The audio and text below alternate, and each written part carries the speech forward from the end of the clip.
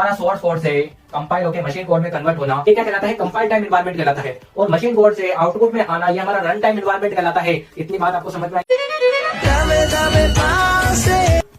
अब मान लो आप में से किसी ने सोचा कि भैया आपने मेरे को स्क्रीन पे हेलो वर्ड प्रिंट करना हमने सीखा था उस टाइम किसी आउट लिख के हम क्या कर सकते हैं, कोई भी मैसेज आउटपुट स्क्रीन पे प्रिंट कर सकते हैं। अब आप में से किसी बंदे की रिक्वायरमेंट है कि वो किसी से प्यार करता है, क्रश, और वो बोल नहीं पा रहा है अपने शब्दों के थ्रू। वो चाहता है कि भैया मैं ऐसा कुछ करूं कि मैं उसको एक ऐसी फाइल दूं, .exe वाली फाइल दूं मैं उसे, मेरी जीएफ मेरी क्रश को, और वो क्या करे, जैसे ही उस फाइल पे क्लिक करे तो उसे क्या लिख जाए, आई लाइक यू लिखा हुआ दिख जाए। तो ये कैसे होगा?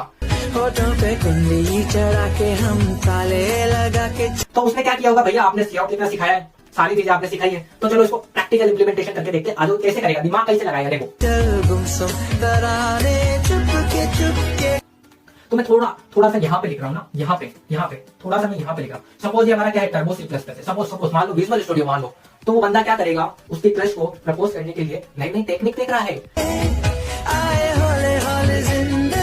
तो देखो टेक्निक के लिए वर्क करना पड़ेगा, उसे प्रोग्राम लिखना पड़ेगा। तो उसने क्या करा, वो टर्बो C++ में आ गया, उसने ये कोड लिख दिया, void main करके फाइल मतलब void main में प्रोग्राम कंपाइलेशन स्टार्ट होता है। यहाँ पे उसने सारे ब्रैकेट को क्या कर दिया, क्लोज कर दिया। और मान लो उसने फाइल भी क्या डाली, crush.cpp, उसने फाइल बना दी crush.cpp, और उसने क्या कर दिया, बेसिक सिंटेक्स को क्या कर दिया, लिख दिया है ना। उसके बाद उसने क्या किया भैया, उसने मान लो सी आउट कमांड लिखा, सी आउट कमांड है उसने लिख दिया आई लाइक यू, ऐसा लिख दिया उसने आई लाइक यू, और ऐसा कर दिया उसने। और लास्ट में गेट सीएस भी लग दिया, जिससे उसकी क्रश को स्क्रीन दिख सके, वरना लिखने का फायदा क्या, क्रश प्रपोज करने से पहले ही रिजेक्ट हो जाता। तो उसने क्या करा, सी आउट करके आई लाइक यू लिख के गेट सीएस लगा के इसने प्रोग्राम कर दिया। और इसने जैसे ही Ctrl+F9 करा और प्रोग्राम में एक सिंटेक्स एरर आ गई, एक सिंटेक्स एरर। कैसी? ये सिंटेक्स एरर आ गई, उसने टर्मिनेटर नहीं लगाया।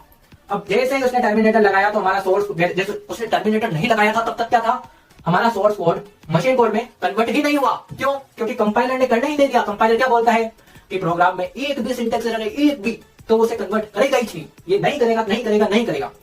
तो इस प्रकार की एरर को पता है क्या बोला जाता है, कंपाइल लॉजिक, इसको क्या बोला जाता है, सिंटेक्स एरर बोला जाता है। तो हम होठों पे कुंडली चढ़ा के हम ताले लगा के चल गुमसुम तराने चुपके सिंटेक्स एरर बोल सकते हैं इसको। क्या बोल सकते हैं, सिंटेक्स एरर।